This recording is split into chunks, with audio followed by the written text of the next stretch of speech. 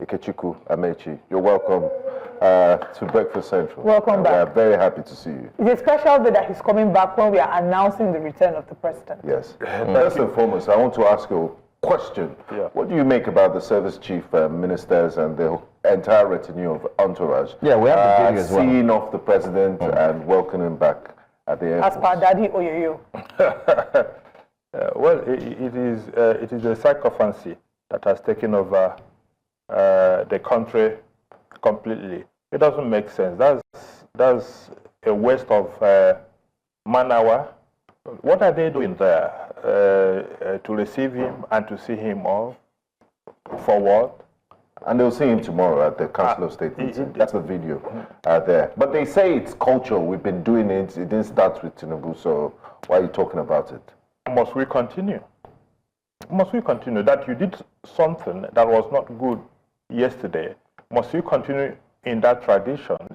It doesn't make sense. But you see, we elevate so much idiocy in this country in the name of governance. And it goes on and on and on, and people continue to justify things that cannot be justified. And look, they say the definition of madness is doing the same thing over and over again and expecting you're going to get a different result. Nigeria will continue to plumb the depths of underdevelopment if we continue with these juvenile tendencies that then tend to add to production. We shut down the country almost every other day. We're going on public holidays. Others are producing, others are there, toiling in the factories, toiling in the farms. And now a president is coming back, and the entire, almost the entire cabinet, the chief of staff, the secretary to the government of the federation, the minister of the Federal Capital Territory, the national security advisor, everybody is lined up at the airport, smiling to welcome him. Where did he go to in the first place, and what did he go to do? France for a working visit, and then eventually the UK. Okay. Anyway, let's move to the papers very quickly. Let's start off with the Punch. The Punch has a very punchy headline there. It says Tinubu to meet service chiefs over rising killings. I think he's getting straight to work, even though they said he was on a working... hitting the ground running. Yeah, hitting the ground. Yes. Yeah, that's the mantra. Yes. President returns from France, UK. Presidency blames governors for worsening security. Protest in Jos. We did have a security expert who joined us here. He had talked about the protest. People are on the streets now. They say enough is enough. Tinubu world leaders mourn as Pope Francis dies at 88. We'd like to get your view on that. Of course, our correspondents will be joining us very soon to also speak on how reactions are ongoing, especially in different parts of the world on that. But let's go straight to the Pope. Pope Francis dies at 88. Well, let me start by saying I send my condolences to the 1.4 billion Catholic faithful around the world. Incidentally, I am one of them. I'm a Catholic. And in the death of Pope Francis, I think the world, not only the Catholic world, the entire world has lost a leader, a consequential leader who had empathy, a man who identified with the poor, a man who wanted the world to be a better place for everybody to live in. And it is not surprising that the entire world has risen as one to mourn a leader who they know imparted humanity more than any other leader has done in the last 12 years of his papacy. Even Donald Trump has declared that the flags of America should be flown half-mast. He has even promised that he will attend the funerals. East Timor declared 1 week mourning period for Pope Francis. Spain declared 3 days of mourning for leaders from all over the world. Even Putin has also sent in his condolences, and of course, President Bola Tinubu also sent in his condolences. And what that tells me is that, look,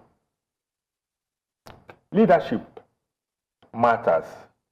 The quality you bring to bear on the table, on the leadership table, is what counts at the end of the day. The man is gone. He's going to be with his maker. For us as Christians, we believe that he's gone to where he has gone home. But the impact he had in the world, the 12 years of his papacy, don't forget he was elected Pope in March 2013. So this is exactly 12 years. In those 12 years, the man proved himself to be a bridge builder, a man of peace, a man who promoted the interests of migrants, the underprivileged, those that had no one to speak for them. He became the voice of the voiceless. And he was so humble that that is, his leadership was beyond comparison. And I also think it reflected in its name, Francis's papal name, after Francis of Assisi. And how important is it that, you know, we look at the downtrodden in society and care for the marginalized communities and groups that are suffering persecution in this time? It is important. In fact, that is the essence of leadership, whether political, whether religious, or whether even traditional leadership. It is that you must be able to look after those marginalized people, those who are living at the fringes. Oh, okay, you guys just interviewed a guy just now, Kadri, who was thrown into prison for a crime he did not commit. If not for the kindness of an NGO, that guy could have spent 10 years, may even die there. And that's the kind of system that we have, a system that has no empathy for the poor, a system that only looks after the rich, a system where if you don't have anything, if you live on the fringes, you are thrown under the bus of adversity and you could be crushed and nobody cares. The policeman who framed this young child up as an armed robber, what evidence did they have to throw him in prison? What was his crime? And for crying out loud, this was a 17-year-old boy who the police deliberately claimed was 18 so that they could get their way. So what Pope Francis' life taught us is what, for those who, again, are Christians, his was a life that explained graphically what Jesus was all about. There was a pastor the other day who was messianic, that Jesus never identified with the poor. Yeah, he didn't hang out with poor people. But then that was the most harebrained thing anybody could say. And that also it says a lot about the kind of Christianity some people are purveying in this country. The gospel of prosperity, and for them that is the beginning and the end of what it makes. Nobody preaches about salvation. Nobody preaches about empathy. Nobody preaches about taking care of those who cannot take care of themselves. And these are the things that Christ, in his ministry, exemplified. Absolutely. And that is the pattern. You talked about St. Francis of Assisi. So it was not a coincidence that when Pope Francis was elected Pope, he chose his papal name after St. Francis of Assisi, because that was a saint that identified with the poor, a saint that looked after the poor and all that. So the man at 88 has done his bit. He lived a full life. I think it's safe to say that he lived a full life. He lived a full life. Mass a day before. I think it's also very symbolic that he passed during the season of Easter. Very, very symbolic. Of Easter. Yes. The first Jesuit to become a pope, the first man from Latin America. Of course, he was from Argentina and all that. And again, like I said, the way the entire world has been paying tribute to this one man. I'm not too sure that since after the death of Pope John Paul, I think John Paul II, that's about the only other pope in my memory that has attracted this level of the condolences. Right. We're still going to be speaking some more about the life and times of our Pope. Unfortunately, it's passed, because I think as Christians, the good side is we see when the person has passed that they've gone to be with the Lord, and we do not mourn like those that have no hope. We're joined this morning by our international correspondent, Efwa Hagan, who brings us updates regarding the passing of the Pope and the world's reaction. Good morning, Efwa. Good to have you. Good morning. Afia, I'd like to start with you're currently in the United Kingdom. I'd like to start with the Prime Minister Keir Starmer's statement, his condolence statement mourning the passing of Pope John Paul. Don't you think it's a bit rich coming from him, in the sense that he's currently supervising or providing protection to Israel, who is, and the Pope was very vocal. He spoke so much about the Palestinian cause. What do you make of it? Pope Francis, you mean? Yeah, Pope Francis. Absolutely. Pope Francis was very, very vocal about the cause for the Palestinians, and of course the ending of wars all around the world. We know that every single day since the war started in Gaza, the Pope called the Catholic Church in Palestine, a very small Catholic community, but he called the church there every single day that was possible, even through his 38-day hospital stay when he could. And the last phone call he made to that church was actually on Saturday evening, wishing them well, asking them how they are doing. Now, when it comes to the statement from Sir Keir Starmer that he released yesterday, along with a whole swathe of world leaders, he paid tribute to the Pope, saying his leadership in a complex and challenging time for the world and the Church was often courageous. It always came from a place of deep humility. Pope Francis was a pope for the poor, the downtrodden, and the forgotten. He was close to the realities of human fragility, meeting Christians around the world facing war, famine, persecution, and poverty.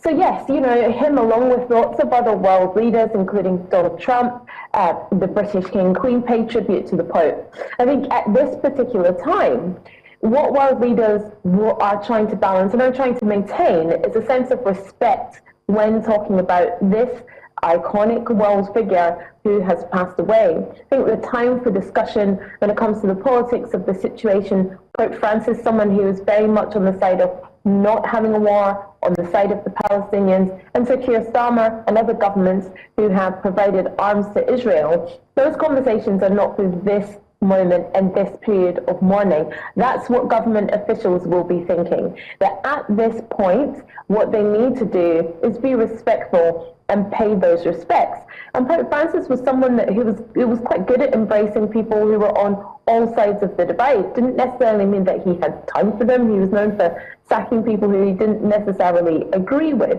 But he also was someone who was about embracing people and bringing them into the church. Right. And he definitely would have done that to world leaders. So I think that's what this moment is about. I mean, indeed, you highlighted quite succinctly how his legacy would, his legacy is something that would not be forgotten in a long time, his legacy of associating with the poor. What would you think would be the key message? He's, of course, did speak on Sunday and then he passed on Mondays. Many say it's quite symbolic that he passed during the Easter season. If, he could leave a key message to the world about his passing, what would you say the message will be? Yeah, very symbolic that he passed on Easter Monday. I think his message would be one of humility, and it would be one of service to the church, and that you have to be amongst the people. To be a proper shepherd, you have to be able to really smell the sheep. So I think his message would be one of being a humble servant to people. He was the people's pope, and I think that's the final message that he would want to pass on. All right. I think another final question from me would be if we have any information regarding the Pope's burial and what the next steps are, even as the world continues to honor his life and his memory. Yes, well, in the past few minutes, we have been given the information that the Pope's funeral will take place on Saturday morning, 10 a.m. local time in Vatican City. That's 9 a.m. In Lagos and in London. So that will take place at St. Peter's Basilica in the area of the Vatican City. We know that the Pope himself made his wishes clear that he wanted to be buried a certain part of the Vatican City, St. Mary's Basilica. So he will be buried there. His body will be lying in state transfer to the coffin tomorrow, so that well-wishers and mourners can come file past the coffin and be able to pay their respects. He has been laid in the coffin. There was a short service for him earlier on today. But like I said, his funeral will take place on Saturday morning. Thank you so much, Afia Hagan, for speaking with us and giving us an insight into the current situation concerning the Pope.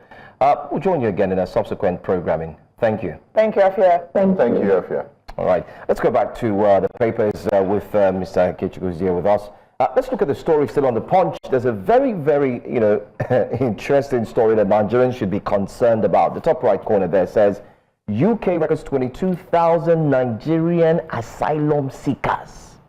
22,000, and then this very interesting one, still on the Punch. Electricity failures inflate manufacturer's generator bill to 1 trillion naira. I don't understand.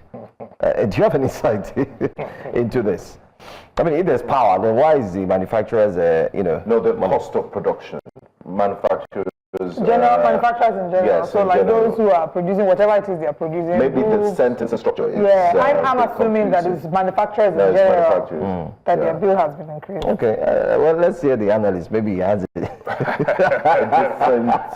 Nigerian asylum seekers. No, well, it is no news that Nigerians are fleeing the country in droves. If you go out there, those that are still left behind here, Joe, if you check, if you carry out a survey, 50% of them are here not because they want to be here, but because they don't know how to get out of this country. This country has become a hellhole for a lot of people, particularly younger people. So it is no news that so many number of people are seeking asylum, Nigerians in the UK. As it is in the UK, so it is with Canada, so it is but they in say the it's US. not greener on the other side. Those guys are complaining of high cost of living too. So why do they want to flee? You can't compare what is there and what is here, Wenger. And I can give you practical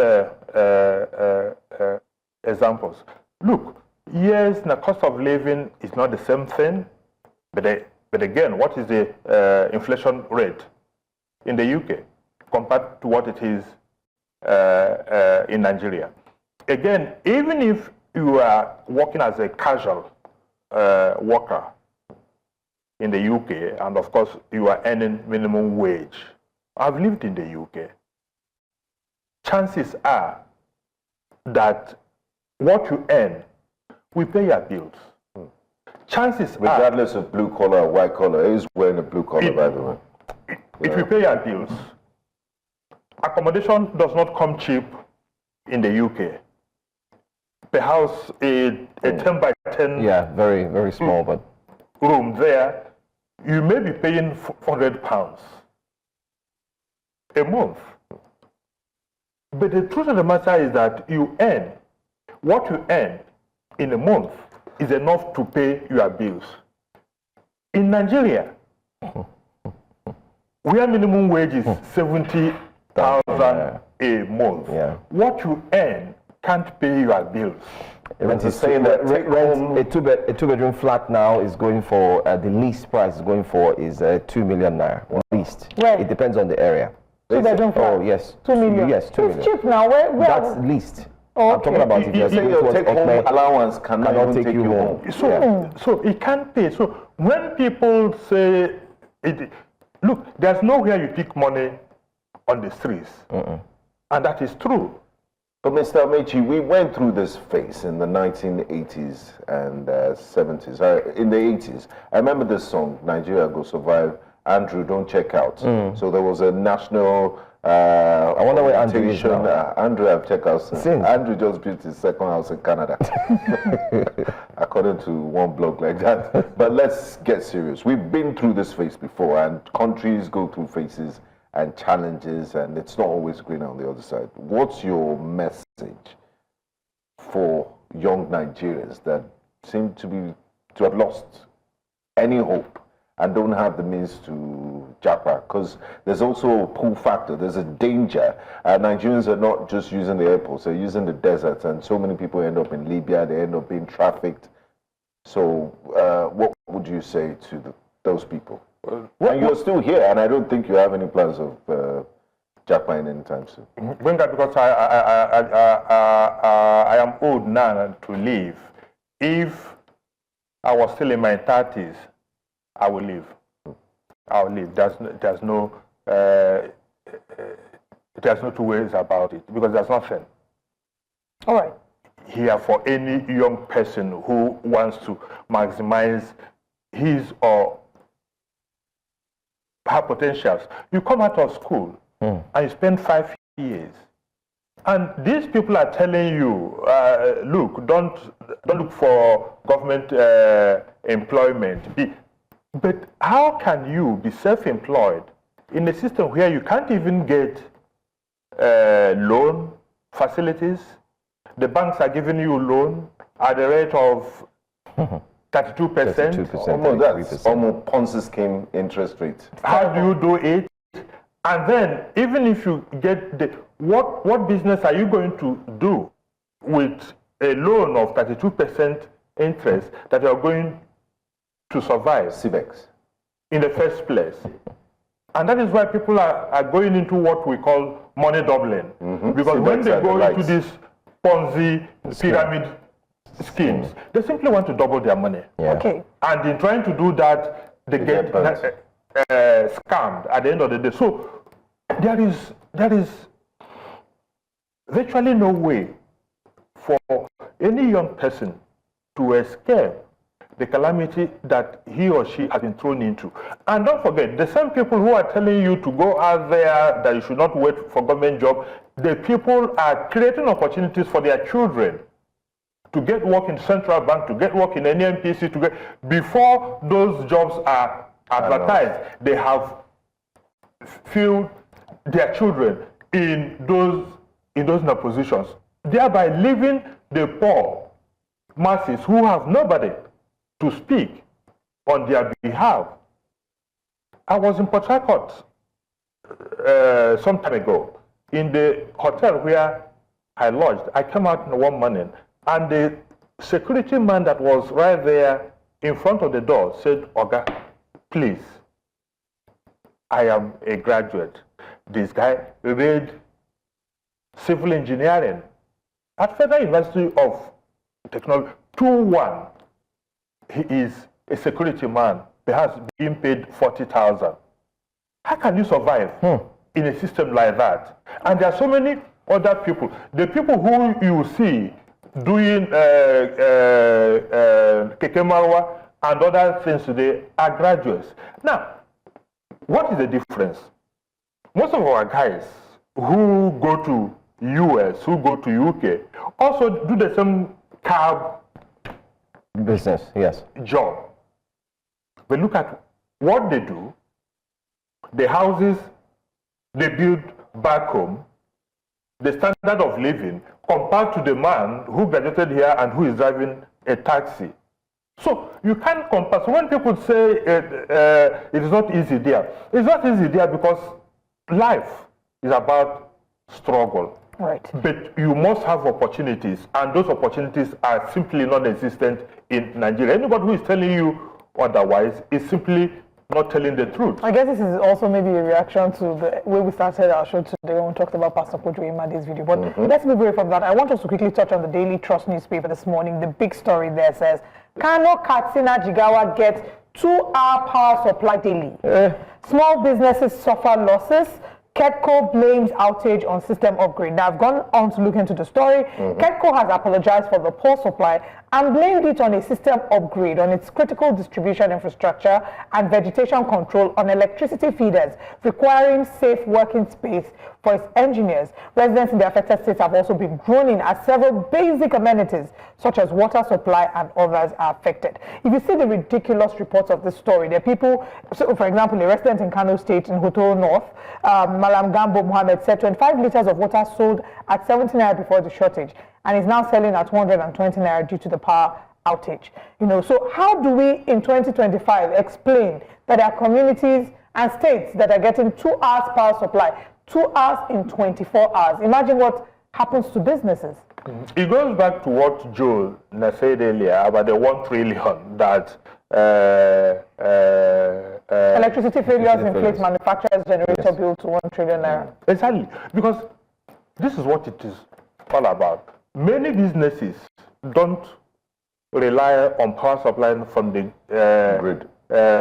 national grid to do their businesses, particularly those businesses that have very sensitive machines that you can't afford to switch off. It will be suicidal to go on national grid. Now, 2 hours.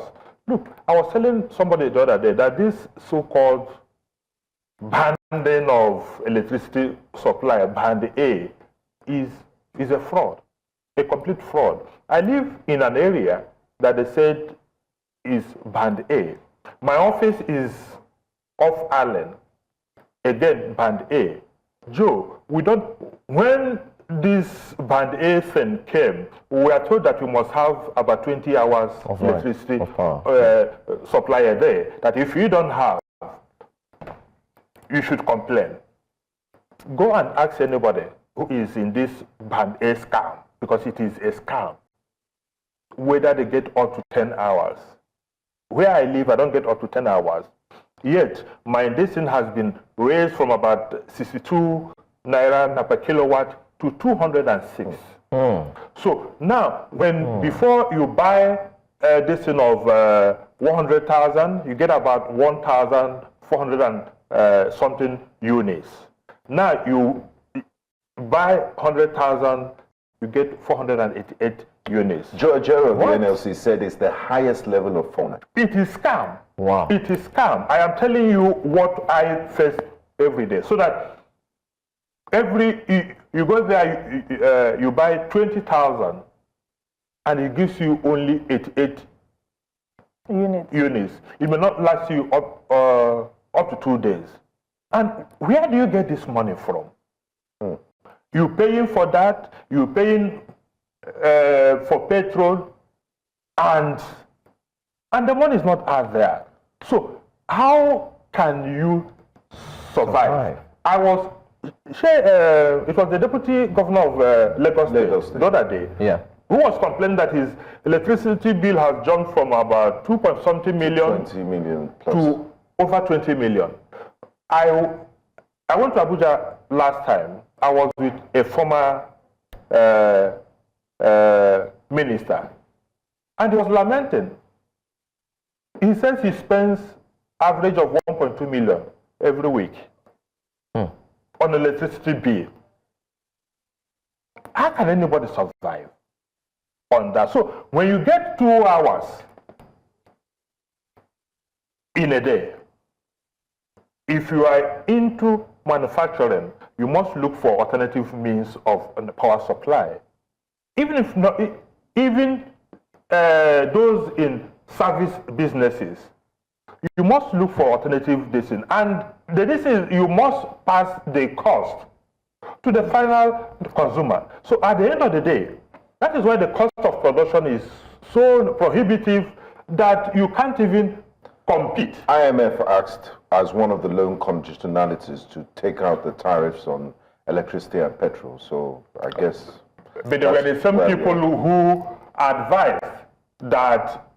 So look, unless and until we have people who are economically intelligent and knowing the implications, rather than depending on the Bretton Woods institutions to tell us what to do, tell me one country in the world that has climbed out of its economic woes because it adhered to the conditionalities given by IMF, World Bank. Last time I checked, none.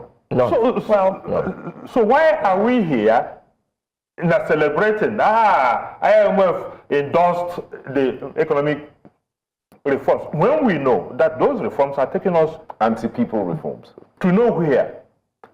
To nowhere. So we'll continue deceiving ourselves. But a country where a state or a people enjoy only 2 hours of electricity can never make economic progress. It is given. It cannot, because electricity is about the bedrock of any attempt at economic rejuvenation And industrialization. Without electricity, any thought of industrialization is just a mirage. It cannot happen. As my great colleague Olive would always say, I guess it is what it is. Yeah. No, I'm not the one, please. That's honorable charity, Jesse. No. You say it once in a while. It is what it is. No, the honorable charity just says the game is the game. Okay. Yeah. Well, Ikechukwu Amaechi, thank you so much. Thank you very much. It's always a pleasure to have you. Very sad stories we've had to discuss And it was today. very instructive. We brought him, we didn't even know he was Catholic on the day after the Pope died. So great minds think alike. Who are the great minds here? Are you part of us? Well, thank you to our audience as well. Thank you to everyone who's joined us this morning on Breakfast Central. We'll be back again with deeper conversations tomorrow. Join us. And remember to continue with other shows that will be on our platform. Do not tune away from News Central. We're watching you. We'll be back again tomorrow. I am Olive Emodi. And I'm Joe Hanson. Thanking you for joining us. Don't forget to follow us on all socials, and all the conversations we had this morning will be on YouTube, X, Facebook, and the likes. Make sure you go there, watch, drop a comment or two, and also tell us what you think as well. Join us tomorrow for another fantastic episode of Breakfast Central, the best television show in the world. It is what it is. It is what it is.